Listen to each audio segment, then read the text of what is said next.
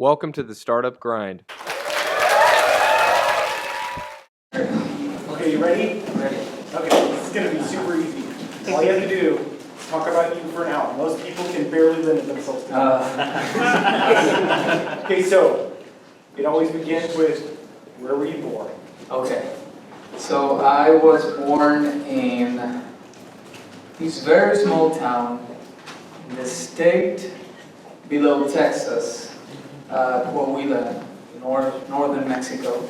About 9,000 people. The name of the town is Cuatro Ciénegas, which translates to 4 lakes, pretty much. And I grew up there with a very entrepreneurial family. And then I had the opportunity to come to beautiful San Antonio.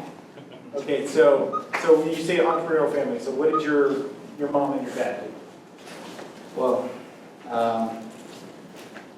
I've seen them start and finish many businesses, but primarily, I guess my dad used to trade cattle, and my mom she had this catering business, and then eventually all their expertise took them to create the first tourism agency in this small town. By the way, this small town is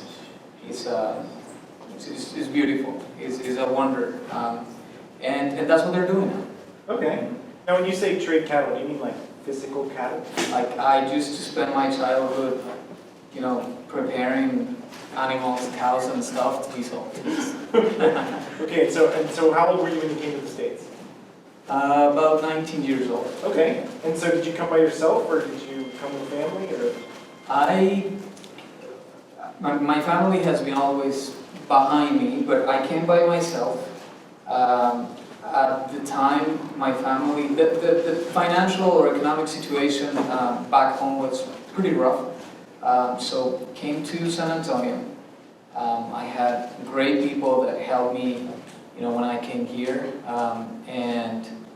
and then of course after that I had to find my way and work and put myself through. Okay, so where did you go to school here?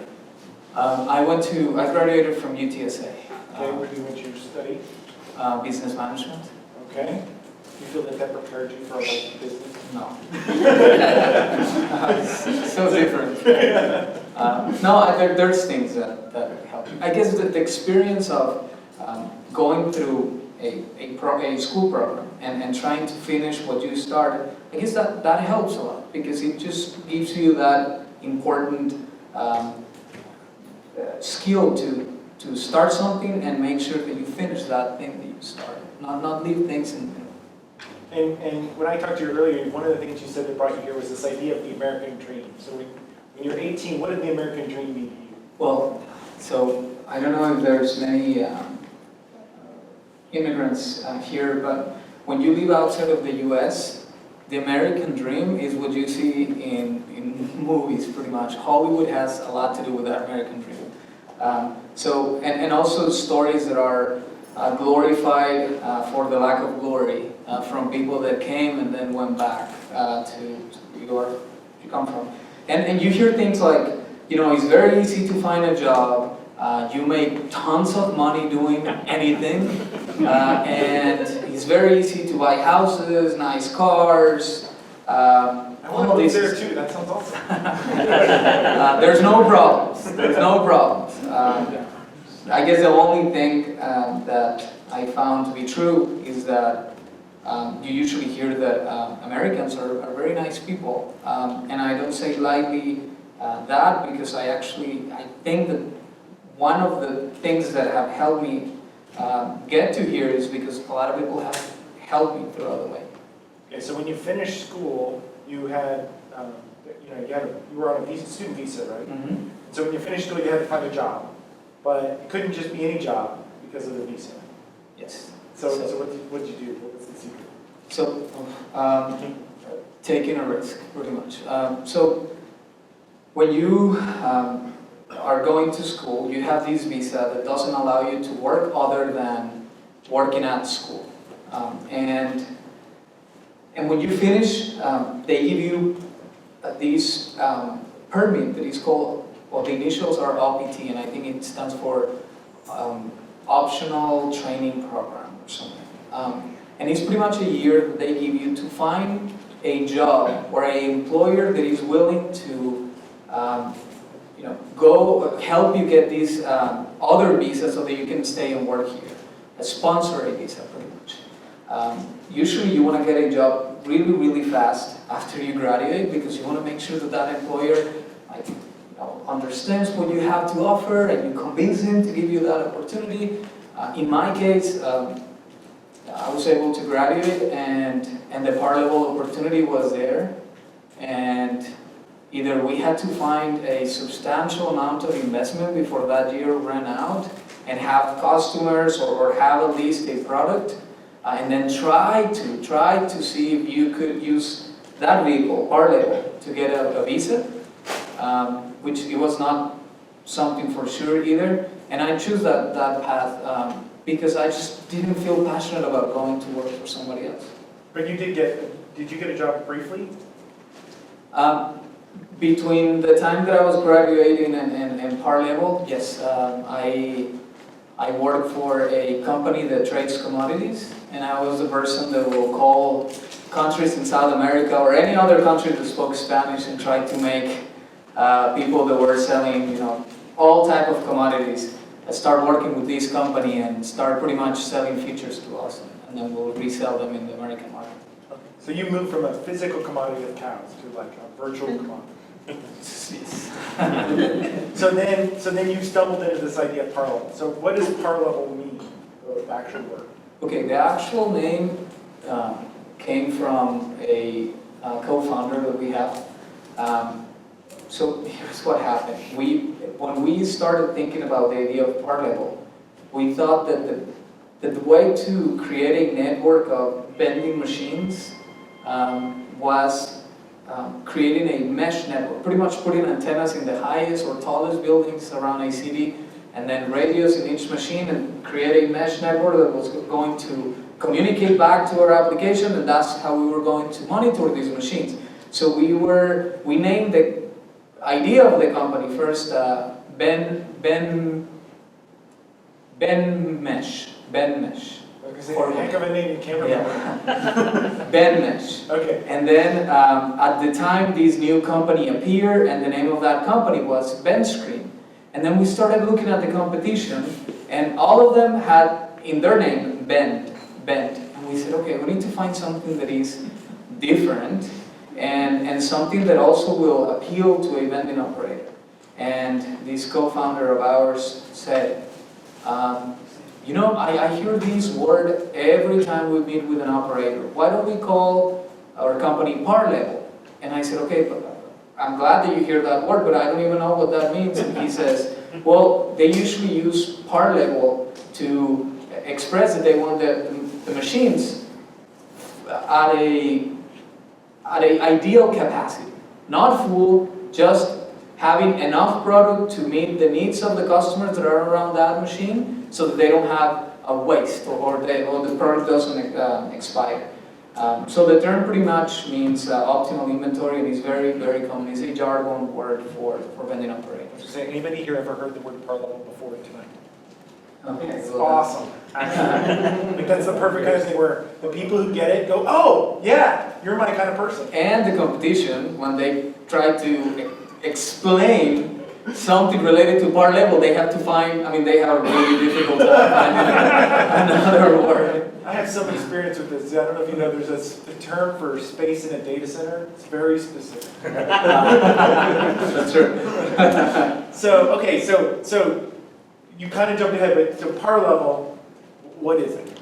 Like we now know what Parlevel means, but what is the Parlevel company? Okay, so in Parlevel we started with a very simple idea. Let's connect vending machines to a software application, and let's make this software application very smart so that vending operators can start understanding how the machines are performing, if the machines are working or not, how much money they're making, have routing algorithms, pretty much optimize these businesses on the operational side. And we've been doing this for 3 years now, and now Parlevel has transformed to be more of a operations, sales, and marketing platform. Now we have, I mean, I have some of my co-founders here, and they are the magic behind this product, and they have created out of this application not only a essential operational tool, but now these companies can start analyzing how the product sales are behaving, and they are using it as a sales tool. Now we have kiosks that you can interact with, and you can start sending offers, you can change prices. Now it's more of a marketing tool. So it has become more of a platform for the food and beverage industry. And we started with vending. We are heavily focused in vending, but organically, this application has started to be used by coffee distributors or micro market companies. And recently, I think that there's a company that is using it to distribute vegetables and food for restaurants. Okay. So it's looking pretty promising. It's a killer product. Okay, so how did you get the idea originally? I was graduating. It was before the graduation ceremony, and I have an uncle that has a Pepsi distribution business in Mexico, and he got 50 machines to try them out in Mexico. And he was in front of his computer, and he's looking at an Excel sheet, and he says, I'm not going to say explicitly what he said, but he says pretty much, I wish I could see what's happening in these machines remotely. I cannot do anything with these numbers. I don't know if they're true or not. And I was playing with my phone, and I said, okay, there's something that doesn't make sense here. And it bothered me so much that I started doing some market research. I didn't see anything attractive enough or anything that will tell me that a solution was up to the times that we were living technology-wise. So immediately I contacted the only vending operator that I knew, and he eventually became a co-founder, and he's heading sales now. And he pretty much said, yeah, you're absolutely right. These solutions are expensive, more than the big expense is their difficult to use. I said, okay, there's something here, and that's how we started. Okay, so a lot of people go through this where they have an idea, then the next step is to get people to join the idea. So how did you recruit, co-founders and early employees? So we were just extremely lucky because we have a co-founder. He's not only working for the company, but he was exceptional at bringing people together. And while I was trying to understand what to do in the market, if there was a true need, and we were not building or trying to create something that was a nice to have rather than a must have, he was talking to Rafa was talking to Poncho. He was creating this network of great people to start building a company. So we actually owe him. He put the team together. And then after that, we met other great people like yourself and other people that have helped us. But I remember that he will analyze what Parlevel needs essentially. And at the moment I remember that it was, okay, we need someone that really knows how to develop or how to build a technology tool or software. And he knew Rafa, and he talked to Rafa right away. And then Rafa, after assessing what we needed, he says, okay, I need another person that is going to help me develop this other piece of the software, and then he talked to Poncho. And that's how the team was created. Okay, so in the beginning, you didn't raise money out of the gate, right? You bootstrapped. Yeah, we just we all had jobs, so we will work all day, and then at 5 or 6 we will come to Geekdom when Geekdom was at the Westin Center, and we will stay in Geekdom until 2 or 3 in the morning, trying to make this idea happen. At one point where we were building our first hardware prototype, we will bring friends, cousins, brothers, and we will just put everyone to either peel cables, solder something. Yeah, we were doing it in a very in a very natural way, I guess, bootstrap way. Yeah. Okay, so how do you stay motivated during all that? I mean, you had no idea if it was going to work, right? Or if it was going to turn into anything. Oh, easy. I think that is the easiest stage of starting a company to be motivated. I mean, that's just like, you don't know what's coming. I mean, if you knew exactly what's coming, I think that you will quit. I mean, that's That is the laughter of experience right there. That's the period where everything is beautiful, right? Like, oh, we're gonna do this, we're gonna do this, and our customers are gonna be calling like crazy because they want our solution, and so I don't think it was difficult during that time to stay motivated. It becomes more difficult during that time. Okay, so then kind of your next phase, you decide to go for the Geekdom Fund, right, to raise some money. Basically, you got to pay for hardware and all this stuff. Yes, so you get to a point where it was not software anymore. It was not these guys like coding till late at night. We needed a piece of hardware, and that was going to require some capital. So Geekdom Fund used to have this Geekdom Fund, this 25,000 convertible note prize for the companies based at Geekdom. And we went to pitch this fund, and we were rejected. They said, it's just too early, you need a prototype. And so we were coming out of that meeting, and your co-founder, Pat Common, he runs out of the meeting, he says, hey guys, how much it will take you to build a prototype? How much money do you need? And I said, I don't know, I really don't know. And by that time, we were, again, pure entrepreneurs. Excel sheets and anything legal was just not present. And we said, okay, probably $10,000. Okay, just send me an email with the amount and I'll put it in. Okay, how much do you want of the company, or how are we going to do it? We'll talk about that. Just promise me that you're going to build something, and next month you're going to be pitching the Geekdom Fund again. So he gave us that money. We went and hacked your vending machine. We hacked the vending machine, and I got you a nice and old one. It's still working. Oh, good. You know where it is, because I was going to ask. It's right here. They moved from Geekdom, and somebody said, we have your vending machine. I'm like, this is too fancy for my vending machine. I don't know where my vending machine is. Now I think it has fed many Geekdom members. We created a prototype using your vending machine. We went back to the Geekdom Fund. We presented what we had created, and they gave us for the first time money, or it was the first time that we were introduced to fundraising. The first convertible note. First convertible note. Okay. And how did that change things? Well, I think that we started thinking about this in a more serious way because we had the responsibility of that convertible. And yeah, I think that it really helped on the seriousness of building something. And so, okay, so then you're like, okay, we're really going to build this into something big. So Yes. what was kind of that, what's the next hurdle for you to?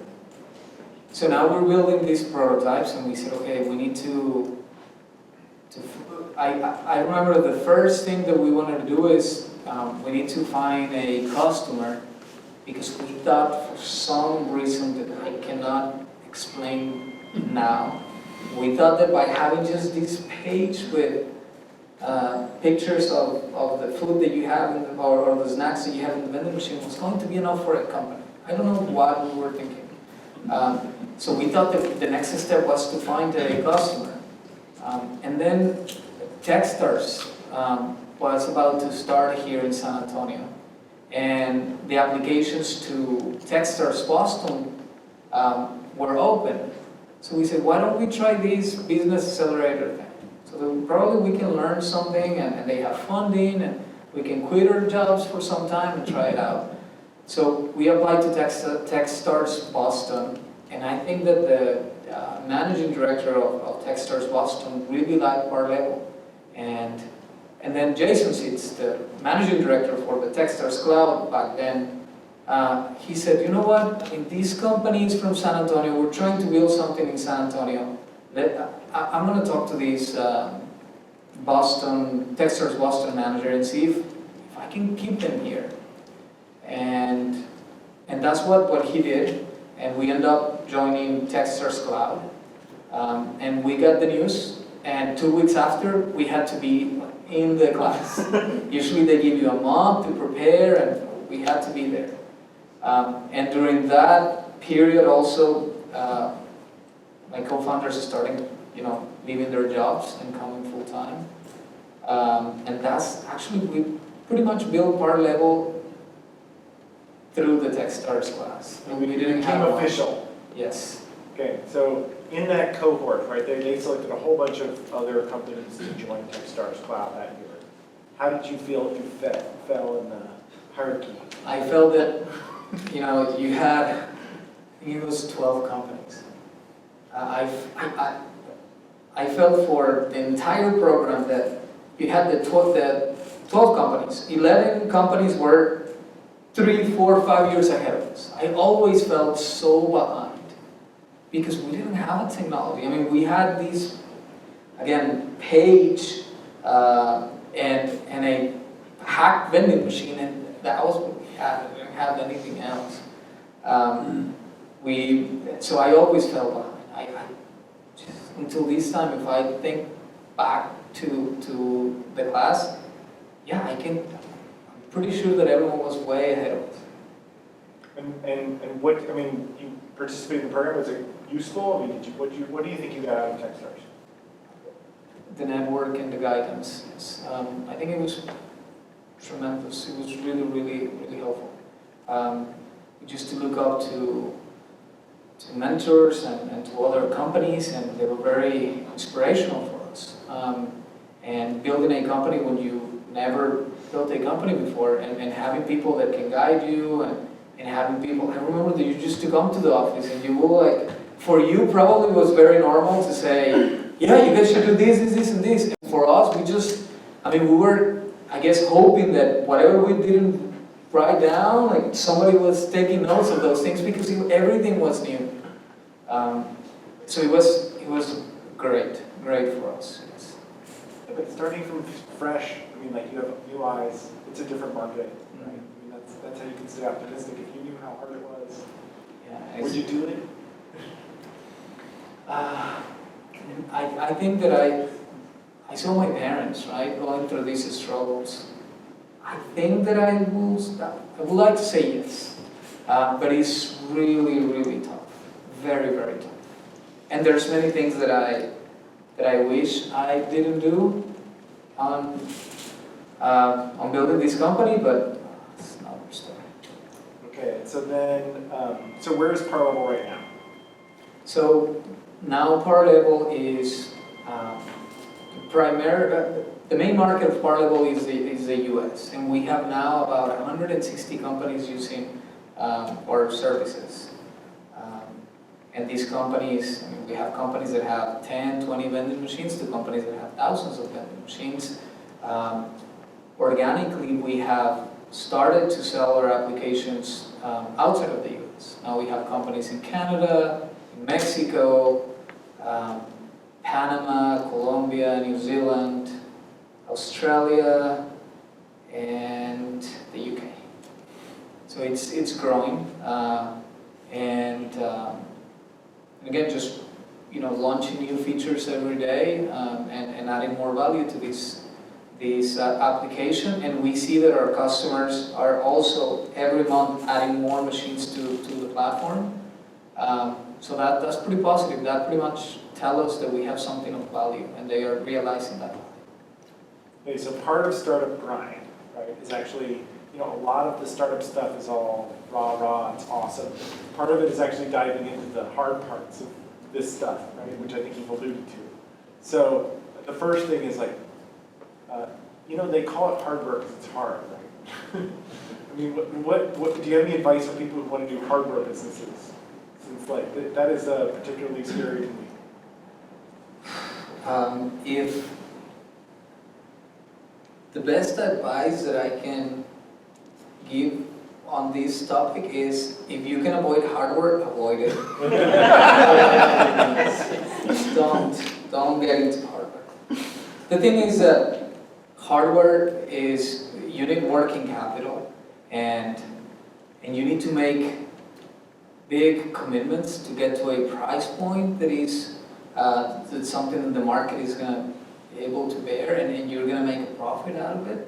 And those commitments, where you're a small company and there's so much to prove, very difficult, because you are still in a process or in a time where you are trying to position your company in the market in a way that customers are going to start seeing your solution better than your competition, and during that time you might say that you're going to be selling 10,000 units, but the truth is that you're selling 100, and then what do you do with the rest? And how can you keep your commitment with whoever is making these pieces of hardware? It's very risky, very difficult. And if you ask me, would you do hardware again? If I can avoid it, I will avoid it. I'm going to blame, but that's the truth on my case. Okay, so you had some an interesting path to raising your first round of funding, since that's another area that a lot of people end up having interest in. So you finished Checkstars, and then you decided to raise your first round of kind of a real round, right? How much did you raise, and how did that play out? So that round was $800,000. It was the first equity round for us. And so we worked for about 4 to 6 months on this round. And the majority of the investors were angel investors from San Antonio. People that still today are absolutely phenomenal with us. Very, very active investors. And it was difficult because, again, I didn't know what a term sheet was, what an equity round was. I didn't know any of this. So just to give you an idea, we went to pitch once Austin Ventures, and I didn't have a pitch deck because I didn't know that you needed those. So we were there trying to show the system, and they're like, yeah, but how much are you raising, and how much are you making? And were they nice about it? Yes, they were. They felt so bad that they were like, so it was a learning experience. It was not easy, but we had the support, and so we worked really hard, and we put 10 or 12 angels to fill that 800,000 equity round, and then one investor from Austin, he comes a month, 2 months before we were planning to close this round, and he says, I'm very interested. I have all the experience in the world in hardware and SaaS businesses. And this guy had the perfect pedigree of what you will consider a strategic investor. And he said, I want to take the whole round. I said, okay, well, look, give us some room so that we can keep some of the commitments that we already have. And that was important to you? That was important because the majority were local investors, and these were investors that throughout the Techstars program, they will come and spend 2 or 3 hours every week with us trying to help. And you learn how valuable is time, right? And these people, these very successful people, taking that time to meet with you, I mean, it speaks volumes of them. They don't have the need. They're already successful. They're not expecting to make a fortune out of you. They're trying to help. So we felt terrible, and we went back and we said, give us some space. And he says, okay, out of the 800, I'll take 600, and you can do whatever you want to do with the rest. So we started calling investors, and we said, okay, this is what happened. And some of the investors, they felt a bit betrayed, and without directly telling me that they felt that way, they make sure that I understood that they were feeling that. I mean, I've been in rounds where you didn't get defended. Like the big guy came in and they said, hey, look, you guys, sorry, these guys are writing $2 million check. So, you know, it's part of the game. Yeah. Well, it was difficult, but so we set up everything the way that these investors wanted, and we went through a tremendous due diligence process. I mean, because I'm from Mexico, and I guess that was the reason why we had to even do an Interpol background check to make sure that I didn't kill someone in Mexico. It was just. Did you get to see your Interpol file? Is it cool? They have like pictures. I didn't, but yeah. I should have asked for it. Shots of surveillance cameras and stuff.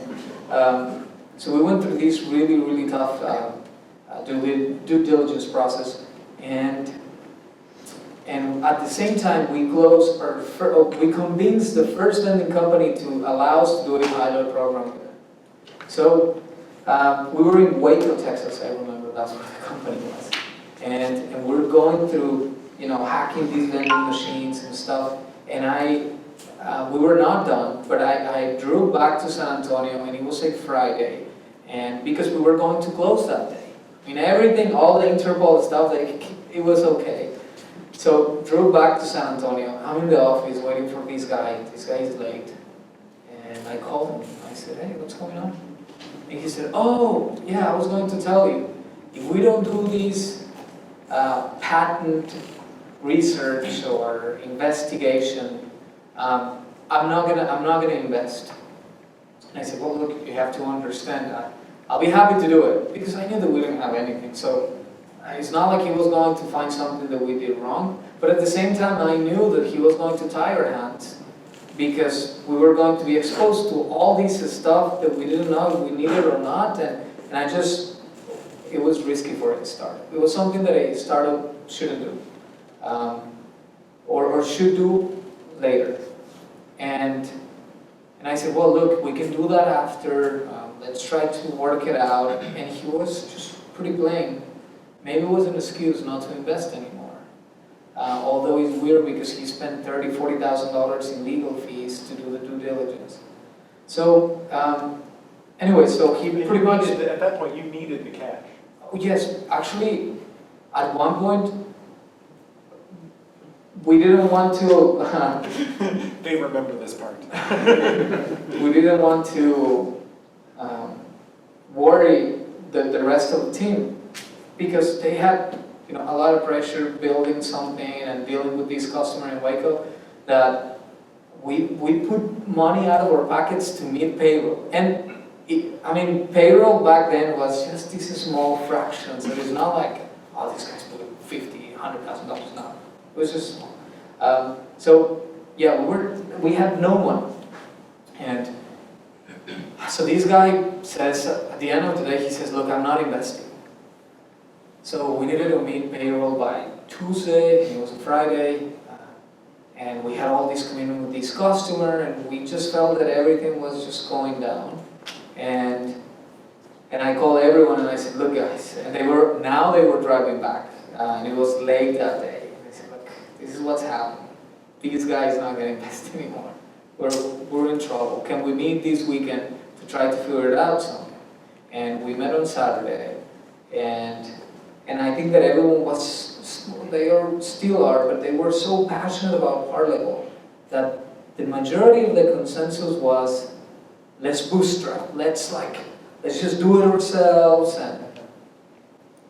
And finally, I don't know why, I was able to suggest that let's just go through the weekend. Let me call back investors and see if they are still willing to invest. So they agreed, and they said, "Okay, just try it out." I called back all the investors. The investors were just phenomenal with us, and they said, "That's fine, we'll invest again." So by Tuesday, we had the round put back together, and we closed it. Okay, so how much total have you guys raised? Now we have raised around $4 million. And I can wait that day when we don't have to raise. Okay, so you talked about in the early days it's very easy to be motivated and to be excited. As you grow up, things get more complicated. You deal with customers, you deal with challenges, fundraising, all this other stuff. You mentioned that you have a founder who's not with you anymore. Can you talk about? Sure. So as you grow the company, I mean, starting a company is one of the most difficult things that any person will do or can do.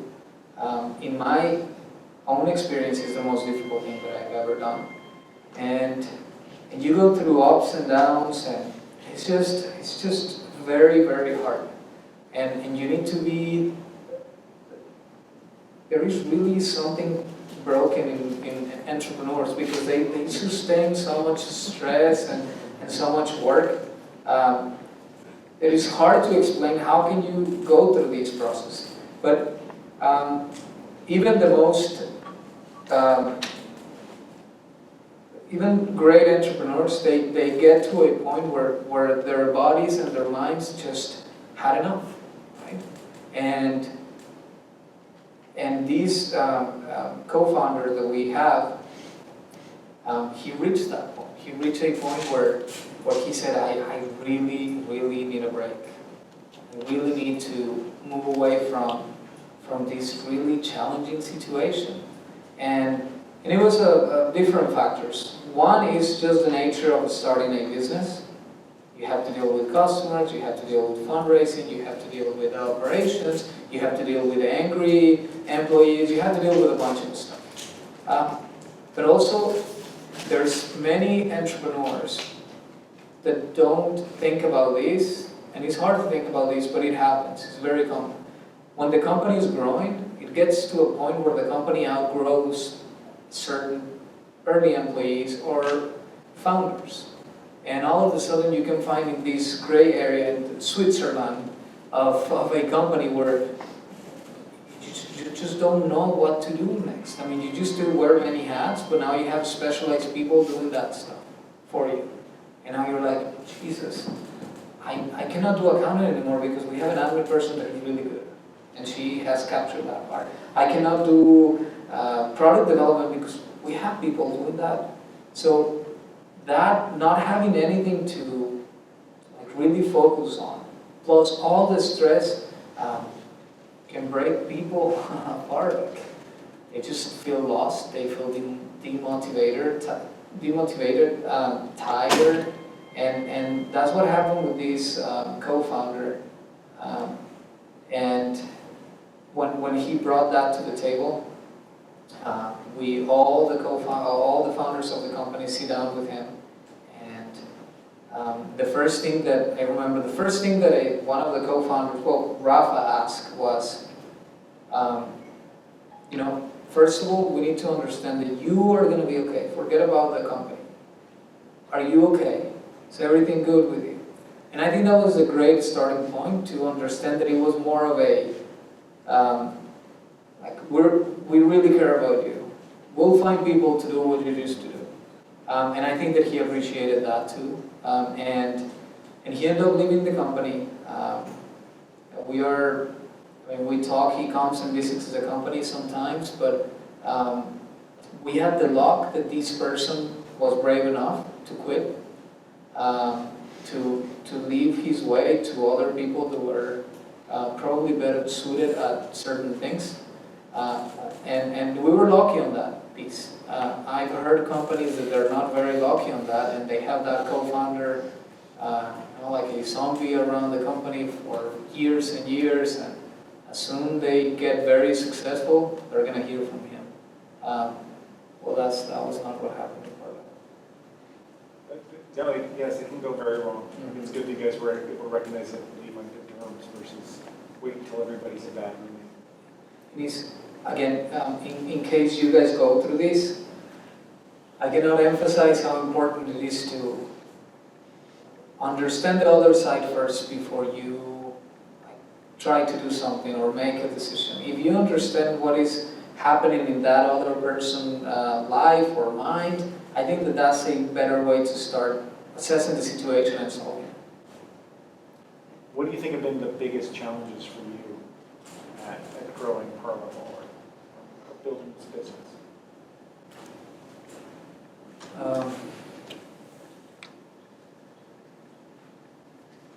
So I guess something that we didn't realize early on was that our business is very scale dependent.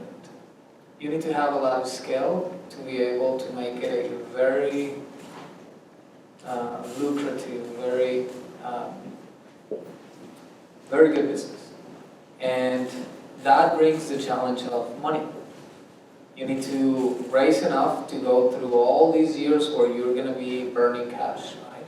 And even though the gap starts closing, it's always a challenge. I mean, you cannot stop fundraising, and fundraising is the most distractive, tiring function, at least on my opinion, in a company. So that's been a challenge. Constantly have to fundraise so that you can get to a point where the company is just very profitable and self-sustainable. The other challenge is, I guess the number one competitor that Parlevel has is our own customers' minds. It's a very old-fashioned industry. They have managed their companies the same way for decades. And when you bring technology, it's still a very scary thing. You're changing entirely the way that they work, the way that they manage things. Everything changes. And that change creates a lot of fear. So we find ourselves, I feel pretty confident on the product that we have. I think that we have the best there is in the world. I haven't seen a better application in vending than what we have. So I'm very confident that what we have is what the market needs. The challenge is convincing the operators soon enough that change and that challenging time between changing the way you service or you manage something is completely worth it. That's the second challenge, I think, or the second most important challenge that we have. So early on, you talked about applying to Techstars Boston, and that there was a good chance that if you went, you might not have come back. Well, we kept you. Yay! So I guess what ways do you think San Antonio as a city has had an impact on you and Parlevel? Again, for a company to do well, you need the right timing, you need luck, you need the right people. A lot of stuff needs to play out really well, really well. And for us, when we went through the Techstars program, and also being super early in Geekdom, I remember one of our co-founders, he was probably one of the first members of Geekdom. I was going to say, when did you move into Geekdom? 2012, or it was barely starting. Right? It was when Nick Lover used to run the place, and there was beanbags everywhere, and pretty much his rule was like, you need an office, just come grab one. Like, don't ask, just say sorry after, and it was different. And because of that timing, we just found just a tremendous amount of support. I look at my cap table and all the investors that we have, and I will say that 95% of the investors that we have invested, and they continue calling, and they continue meeting with us, and they continue helping us because they want to help.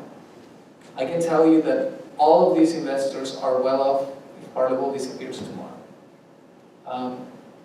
And that community, that opportunity that we were able to be part of in San Antonio, I don't think that we could find. I mean, it's going to be really hard to find it anywhere. Geekdom also, how it has grown, Lorenzo, Nick, Kara, you guys. I mean, always trying to help us. Always trying to make sure that companies thrive and they have the tools to continue growing. I mean, we couldn't ask for something better. Okay, so we have a whole bunch of people here. Some of them are business owners. Some of them are just starting Coda. We got all kinds. So you got any advice for them? I guess surround yourself with great people. It's very important. Be, for the lack of better words, be coachable. Understand that you don't know everything. There's millions of people that are better than you. It sounds not very self-esteeming, but it's true. So surround yourself with great people. Understand time. Time is very important in the sense that building a company is not going to be from one day to another. You're going to spend some time doing it, and it's going to be really hard. So you need to balance well your idea of how much you want to invest in time-wise in a company, and try to have your values and understand that even though it's business, karma is present in business too. So you should be good, and not everyone is going to like you. Try to be, even with those that don't like you, try to be respectful and try to be fair as much as you can. So when you said something really struck me, being coachable, what does that mean? That means that you are humble enough to respect even the most absurd advice, and respect that person that is doing an effort to tell you something, and even if you know what that person is telling you, just be respectful and let him finish and say, thank you very much, that's a great advice. And if that person is giving you something that you can really use, also take the time to listen to them. Listen, I guess. Listen and be humble.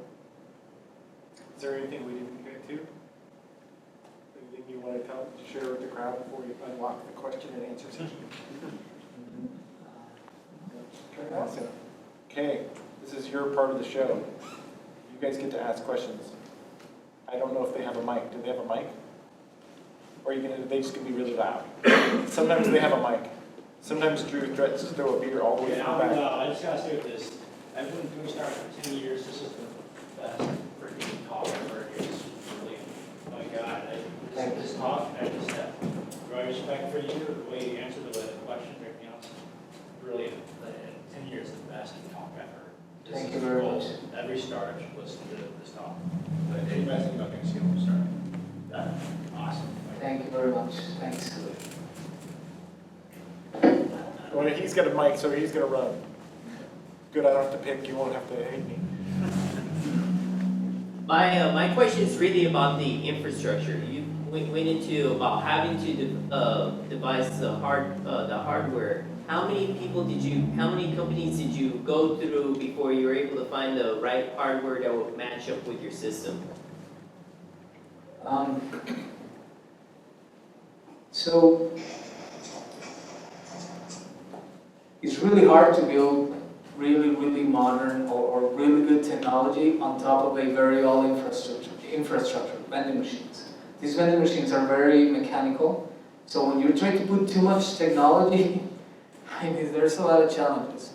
Just to give you an idea, if there's a change in the voltage currency in a building, the machine will probably start charging $1.50 instead of $1.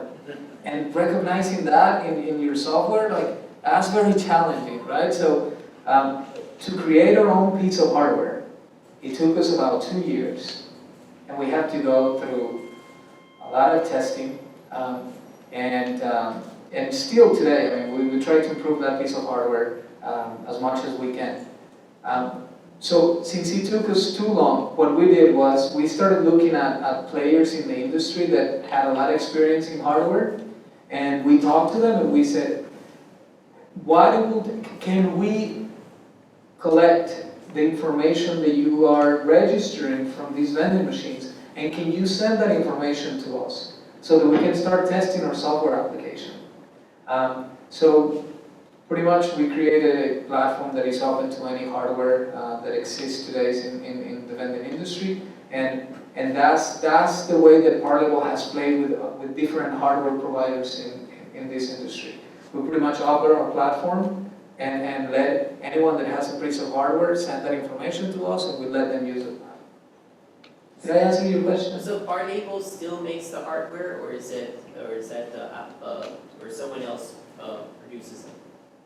No, we design the hardware and we work with a manufacturer, and we sell our own hardware. And that's what we do.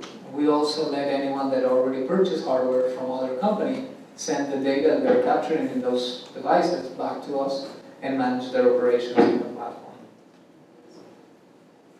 I haven't seen your device. Do you have a picture of it? And can you explain how it's different from everybody else's device? We should have brought one, but it's this very small box,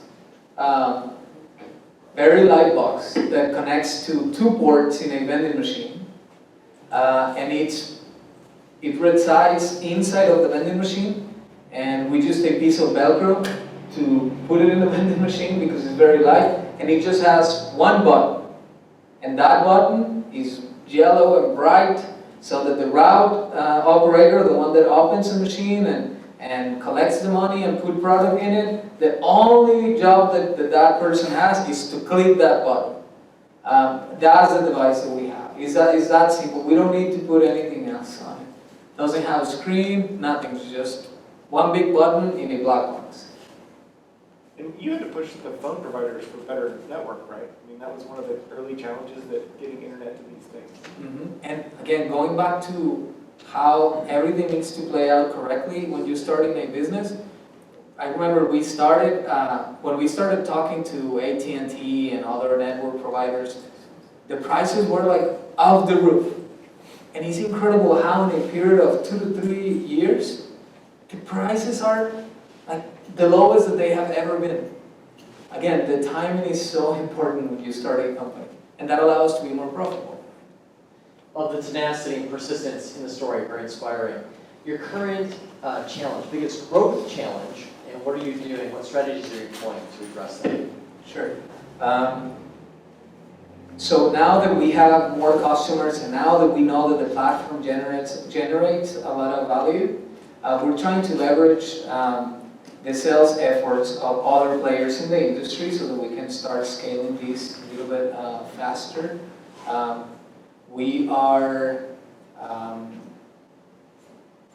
We used to be very active on implementing these new companies, meaning we will send people so that our own people connect devices and build machines. Now the majority of the connections that we get every month are done remotely because we created a lot of tools that allow the customer to understand how to implement themselves. And that is not only great on the financial side, but it's also a great tool for scale. But if I remember correctly, last month about 75% of the new connections that we had were because our team has created an amazing set of tools that the customer can use to implement themselves.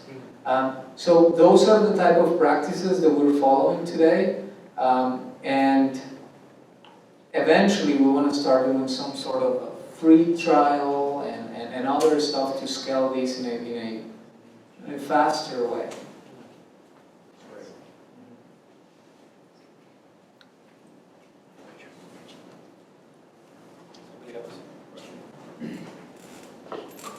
Great presentation. When you were doing your first round of funding, how many additional rounds of funding were you actually planning for after that? And also, how did you, I guess, come to the conclusion of how much initial equity to give away, knowing that additional rounds on the hardware side were going to come, based on the scalability of the project? How did you plan for that, and how did that all kind of come to a point of, okay, there's our number, there's kind of the value we need to give away and equity, and how did that all come to fruition? Okay, I laugh because, I have a great relationship with the investors, especially the early investors that we had, and I feel a bit, I'm pretty sure they were laughing so much after meeting with me because, and I think that every new entrepreneur goes through this. Every time when you raise your first round, somehow you make that pro forma or that financial projection work out in a way that you're gonna be self-sustainable at the end of that first round. I've seen that pitch a couple times. Somehow it works out. It always works out. And of course, when you close it and you continue going, that break-even expands. So when we raised our first round, we thought that we were going to be self-sustainable at the end of that round, which of course didn't happen. And then the next time we closed a round, I think it was 2.5 million, we also thought that we were going to be self-sustainable, which didn't happen. So you, at least in my experience, we always thought that last round was going to be the last round. Now we are closer than ever, thanks God. But yes, that was my experience. So what I will say on that end, if you're creating your projections and your fundraising, just try to be very, the opposite of optimistic. I don't know what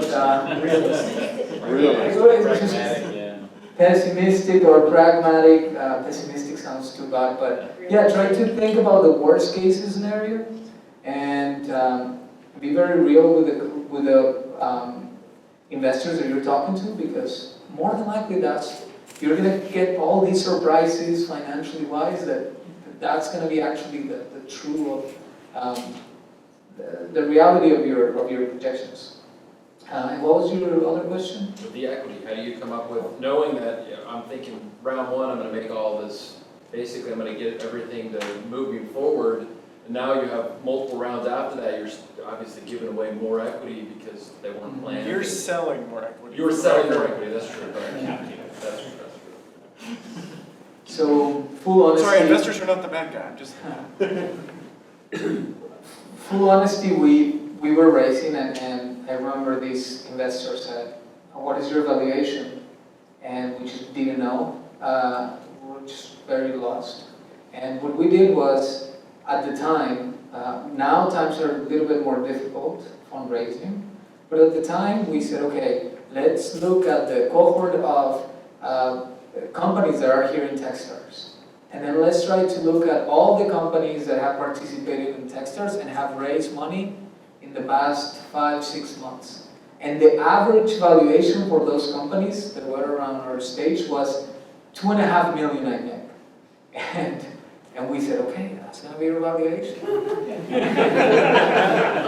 and the investor will say things like, and how do you sustain that valuation? And we'll say, well, why you don't think that that's my valuation? Or we'll bring up really nonsensical stuff such as, oh, because I value my talent is worth $1 million, and just trying to create an excuse, and it worked out for us on that valuation. But there's not a magic trick. You can use the projections or the size of the market, and you can play with that. You can see public companies that are doing what you're doing and try to, understand how the market is playing out. There's not one single way of creating the first valuation. It's all up to you and your ability to sell your equity round at that valuation. We got time for one more. Gonzales, that was fantastic, thank you so much. Thanks. So when you were doing your, speaking of projections, so you had, I'm sure you had your projected adoption, and then you had your actual adoption, and so when you started actually selling, I'm sure there was a difference there. So how did you deal with the difference? Like, so I'm sure you know, like you said, you're very positive. I've started my own business before. I did insurance, and so you're saying, okay, here's what I think I want to sell, and maybe this is the worst case. What did you do to get past that? To say, okay, what do we have to do to push past? This is where we're really at. Now, of course, you're talking about investors. What did you do as a business to overcome that, push sales, marketing, and so forth? So, something that whenever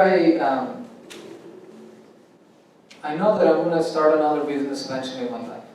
And something that I will do for sure again is,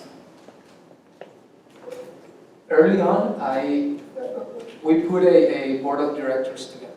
And we went ahead against, many stories and many entrepreneurs telling us, what the hell are you doing? Like, these guys are gonna be on your back every week. And so we said, like, I remember looking at my co-founder and asking him, do you have the experience to build a company? He said, no.